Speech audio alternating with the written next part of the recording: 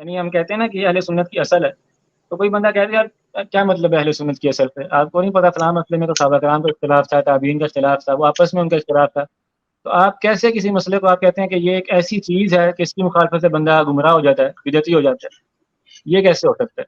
وہ تو خود آپس میں اختلاف کرتے تھے، فلاں مسئلے میں دیکھو فلاں امام نے اختلاف کیا، بلکہ لوگوں نے بہت لمبی لمبی تحریریں بھی لکھی ہوئی ہیں کہ یہ دیکھو یہ مسئلہ آپ کہتے ہو یہ اہل سنت کا موقف ہے اور یہ اس میں وہ عالم جو ہیں وہ اختلاف کر رہے ہیں۔ تو یہ بات یاد رکھیں کہ اہل سنت کے جو اصول ہیں یہ اجماع کا ہی دوسرا نام ہے۔ یہ بات ممکن نہیں ہے کہ جن چیزوں کو ہم اہل سنت کے اصول کہتے ہیں، اصول کبریٰ جو بڑے مسائل ہیں، جو یعنی ہماری سنت کے نام سے کتابوں میں درج ہیں، اس میں سلف صالحین میں سے دو کا بھی اختلاف ہو، کوئی بندہ اختلاف کرے گا نا اس کو شاذ بنا دیا جائے گا، یعنی اس کو کہہ دیا جائے گا یہ معتبر اختلاف میں اس کی حیثیت ہی نہیں ہے۔ یعنی اسی وقت اس دور کے محدثین خواہ وہ بندہ کتنا ہی بڑا ہو، خواہ اس کو بدعتی نہ بھی ہو، یعنی اہل سنت کا اپنا بندہ ہو، لیکن جب کوئی چیز اصل بن جاتی ہے نا، ایسا اجماع ہوتا ہے کہ اس کی مخالفت کرنے والا خود آپ اپنے آپ کو ریفیوٹ کر دیتا ہے، وہ اپنا رد خود ہی کر دیتا ہے۔ جیسا کہ شیخ الاسلام ابن تیمیہ نے کہا نا، مذہب السلف لا یکون الا حقا، یہ ممکن ہی نہیں ہے کہ یہ چیز سلف کا مذہب ہو، ان کا اجماع ہو اور وہ حق نہ ہو، یہ بات ممکن نہیں ہے۔ اچھا میں اس کو سمجھنے کے لیے آسان لفظوں میں بیان کرتا ہوں مزید۔ مثال کے طور پہ علماء جب یہ اپنے اصول بیان کرتے ہیں، مثلا وہ کہتے ہیں کہ قرآن مجید اللہ کا کلام ہے، ہم اس امت پر تلوار کو جائز نہیں سمجھتے، ہم کہتے ہیں ایمان گھٹتا بڑھتا ہے، ہم کہتے ہیں آخرت میں اللہ کا دیدار ہوگا، ہم کہتے ہیں جرابوں پر مسح کیا جائے گا۔ اچھا وہ جب یہ ساری باتیں بیان کرتے ہیں تو کیا اپنے پاس سے بیان کرتے ہیں؟ نہیں، بلکہ میں آپ کو ایک دو مثالیں دیتا ہوں جس سے سمجھنا آسان ہو جائے گا کہ یہ کتنا بڑا اجماع ہوتا ہے۔ امام بخاری رحمہ اللہ نے جہاں اپنے اصول بیان کیے نا اہل سنت کے، اپنا عقیدہ بیان کیا، میں وہ عبارت آپ کو پڑھ کے سناتا ہوں، بلکہ دو تین مثالیں دیتا ہوں کیونکہ بات بہت اہم ہے۔ کہتے ہیں لقیت اکثر من الف رجل من اہل العلم، میں 1000 سے زیادہ لوگوں سے ملا ہوں، اہل الحجاز ومکہ والمدینہ والکوفہ والبصرہ وواسط، اب یہ سب علاقوں کے نام ہیں، آگے بھی بغداد، شام، مصر، کہ میں ان تمام علاقوں میں گیا ہوں اور 1000 سے زیادہ لوگوں سے ملا ہوں۔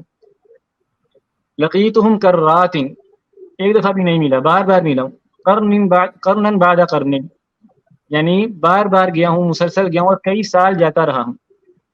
ادرکتہم وہم متوافرون، اور یہ بھی نہیں کہ 2 4 سے کسی علاقے میں گیا ہوں، کہیں 3 ہے کہیں 4 ہے، نہیں، وہم متوافرون، بہت کثرت کے ساتھ ملا ہوں۔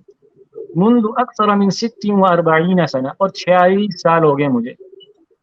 یعنی آپ صرف اس پوری بات کو آپ غور کریں کہ ایک امام بخاری ہے نا، چھوٹا بندہ نہیں ہے، وہ علاقوں کے نام بتا رہے ہیں پوری دنیا میں، وہ اپنے مشائخ کی تعداد کی کثرت کا ذکر کر رہے ہیں کہ وہ بھی ایک دو نہیں ہے، وہ 1000 سے زیادہ ہیں۔ کتنی دفعہ ان سے سنا وہ بھی بتا رہے ہیں کہ ایک دفعہ نہیں، 2 3 4 5 کئی دفعہ سنا۔ کتنے عرصے تک سنا وہ بھی نہیں کہ ایک دفعہ سنا، نہیں، 46 سال سے میں یہ باتیں سن رہا ہوں، یعنی 46 سال سے پورے عالم اسلام میں تمام محدثین بار بار ہر سال ایک ہی بات کرتے ہیں۔ یہ اجماع ہے کہ کیا ہے؟ اختلافی بات؟ آپ کو لگتا ہے اختلافی بات ہوگی؟ کوئی نہیں، ہو ہی نہیں سکتا۔ اس کے بعد یعنی وہ کہتے ہیں ولا افسیکم دخلت الکوفۃ وبغداد مع محدث اہل خراسان الی آخر ذلک، یعنی میں کتنی دفعہ کوفہ گیا، کتنی دفعہ خراسان گیا، وغیرہ وغیرہ۔ فما رأیت واحدا منهم یختلف فی هذه الاشیاء، اس سارے عرصے میں نے کسی ایک بندے کو بھی اس مسئلے میں اختلاف کرتے ہوئے نہیں پایا۔ اب آگے بھی مسائل ذکر کی ہیں کہ ان الایمان قول وعمل، ساری باتیں، یہ ایک مثال ہوگی۔ دوسری مثال، امام ابو زرع اور امام ابو حاتم نے اپنے عقائد بیان کیے ہیں، وہ الگ سے بھی مطبوع ہیں اصل السنہ کے نام سے، اصل السنۃ و اعتقاد الدین۔ اب ابو حاتم ابو زرع دو بہت چوٹی کے محدث ہیں، تو ان سے ان کے بیٹے جو ہیں امام ابن ابی حاتم رحمہ اللہ کہتے ہیں کہ میں نے اپنے ابا اور اپنے جو یہ چچا ابو زرع یعنی جو والد کے دوست ہیں میرے، ان سے میں نے پوچھا عن مذاہب اہل سنت فی اصول الدین، کہ اہل سنت کا اصول دین کے بارے میں یا اصول سنت کے بارے میں کیا خیال ہے، یعنی وہ کیا بات کرتے ہیں۔ وما ادرک علیہ العلماء فی جمیع الامصار، انہوں نے تمام علاقوں میں علماء کو کیا بات کرتے ہوئے پایا۔ ایسا نہیں کہ مکہ میں کیا موقف تھا، مدینہ میں بدل گیا، شام میں بدل گیا، نہیں، تمام علاقوں میں اہل سنت کیا بات کرتے تھے۔ تو انہوں نے کہا ادرکنا العلماء فی جمیع الامصار حجازا وعراقا وشاما ویمنا، ہم نے تمام علماء کو خواہ حجاز کے ہوں، عراق کے ہوں، شام کے ہوں، یمن کے ہوں، ایک ہی بات کرتے ہوئے پایا، کان من مذہبہم کذا و کذا، وہی پھر آگے ساری باتیں کسی نے 8 ذکر کی، کسی نے 10 ذکر کی. اچھا اب آخری بات، ورنہ تو نقولات بہت زیادہ ہیں، ایک اور بات کرتا ہوں. یعنی صرف ان لوگوں کے لیے جو یہ کہتے ہیں کہ یہ یعنی سلف کا تو اپنا اختلاف ہے، ہم کس سلف کو پکڑیں، ایک یہ بات کر رہے، وہ بات کر رہے، یہ مفروضہ ہے. ایسا نہیں، سلف کا اصولوں میں کوئی اختلاف نہیں. یہ امام ابو المظفر السمعانی رحمہ اللہ، ان کی کتاب ہے مشہور الانتصار لاہل الاثر یا لاصحاب الحدیث، کہ انہوں نے بدعتیوں کے مقابلے میں محدثین کی نصرت پر ایک کتاب لکھی. میں عبارت پڑھتا ہوں، ترجمہ کرتا ہوں، انشاءاللہ آپ کو بھی مزہ آئے گا، اور جو بھائی سن رہے ہیں ان کو اپنی سنیت پر، اپنے اہل سنہ ہونے پر جو ہے نا شرح صدر حاصل ہوگا انشاءاللہ. کہتے ہیں وَمِمَّا يَدُلُّ عَلَىٰ أَنَّ أَهْلَ الْحَدِيثِ هُمْ عَلَى الْحَقِّ، اور محدثین کے حق پر ہونے کی کیا دلیل ہے؟ أَنَّكَ لَوْ طَالَعْتَ جَمِيعَ كُتُبِهِمُ الْمُصَنَّفَةَ، اگر آپ ان کی تمام کتب کا مطالعہ کریں، من اولہم الی آخرہم، شروع سے لے کے آخر تک، قدیمہم و حدیثہم، پرانی کتابیں ہوں، اس دور کی کتابیں ہوں، ما اختلاف بلدانہم و زمانہم، ان کے علاقے فرق ہوں، ان کی زمانے فرق ہوں، پہلی صدی کا ہے اہل سنہ میں سے 8ویں صدی کا ہے، شام کا ہے، یمن کا ہے، تمام کتابیں پڑھیں، تمام زمانوں کی کتابیں پڑھیں، اور تمام علاقوں کی کتابیں پڑھیں. آگے کیا کہتے ہیں؟ وتباعد ما بينهم في الديار وسكون كل واحد منهم قطرا من الأقطار وجدتهم في بيان الاعتقاد على وتيرة واحدة ونمط واحد يجرون فيه على طريقة لا يحيدون عنها. کہتے ہیں جب وہ اپنا عقیدہ بیان کریں گے ان کے الفاظ ایک جیسے ہوں گے، ان کی عبارات ایک جیسی ہوں گی، ان کی باتیں ایک جیسی ہوں گی، ایک ہی طریقے سے وہ اپنی باتیں بیان کرتے جائیں گے، اس سے ہٹیں گے نہیں. ولا يميلون فيها قولهم في ذلك واحد وفعلهم، قولهم واحد وفعلهم واحد لا ترى بينهم اختلافا ولا تفرقا. اور یہ یعنی ساری آگے بات کر کے آخر میں کیا کہتے ہیں؟ انه جاء من قلب واحد وجرى على لسان واحد، گویا کہ تمام باتیں ایک دل سے اور ایک زبان سے نکلی ہوئی. اہل سنہ کے اصول کتنے پکے ہیں، یعنی لوہا سیمنٹ ان سب سے آگے کی بات ہے کہ ایک شخص نے ایک ہی وقت میں گویا یہ باتیں کی ہیں، حالانکہ کوئی بندہ پہلی صدی کا ہے، کوئی تیسری کا ہے، کوئی 5ویں کا ہے، کوئی 10ویں کا ہے، کوئی بندہ شام کا ہے، کوئی حجاز کا ہے، کوئی عراق کا ہے، کوئی مصر کا ہے. اہل سنہ جب کسی بات پہ اجماع کر لیتے ہیں نا تو ایسی ویسی بات نہیں ہوتی، یہ کوئی چھوٹی چیز نہیں ہوتی، ایک دل سے ایک زبان سے نکلی ہوئی بات ہوتی ہے. وَهَلْ عَلَى الْحَقِّ دَلِيلٌ أَبْيَنُ مِنْ هَذَا، آخر میں کہتے ہیں کیا حق کی اس سے بڑی دلیل ہو سکتی ہے؟ علاقہ بدل جائے، زمانہ بدل جائے، کتابیں بدل جائیں، زبانیں بدل جائیں، بات ایک ہی ہو.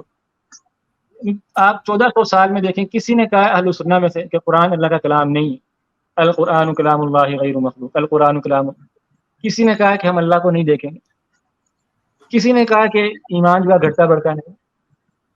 تو اہل سنہ کے جو اصول ہیں وہی بات، مذہب السلف لا یکون الا حقا، یہ حق کے سوا کچھ نہیں ہوتا.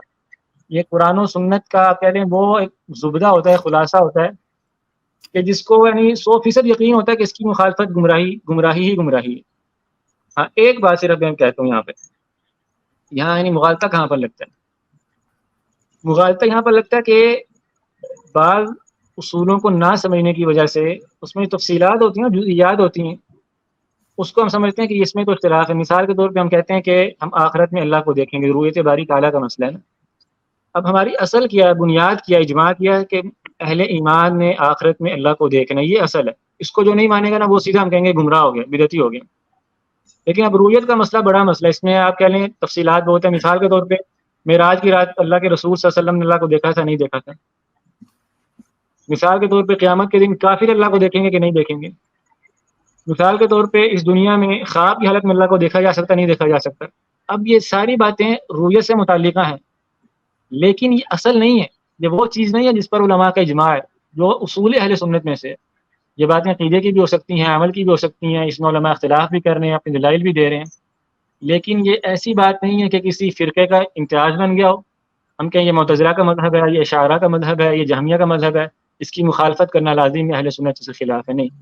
تو جب کبھی کوئی بندہ آپ کہہ لیں اس کو اشکال پیدا ہوگا نا کہ یہ اختلاف اتنا زیادہ کیوں ہے، ہم کس کی بات مانیں، کس کی نہ مانیں، تو یا تو وہ اصل سے ہٹ گیا ہوگا، وہ تفصیلات میں چلا گیا ہوگا، وہ اس آپ کہہ لیں مناط سے ہٹ گیا ہوگا جس مناط پہ، جس بنیاد پہ ہم اور بدعتی ایک دوسرے کے مقابلے پہ کھڑے ہیں، وہ کہیں اور چلا گیا، یا وہ ان مسائل کی بات کرنا شروع ہو گیا جو فروعی، جنہیں ہم فروعی مسائل کہہ دیتے ہیں، ورنہ تو یعنی دین کا کوئی مسئلہ فروعی نہیں ہے، یہ ایک الگ بحث ہے۔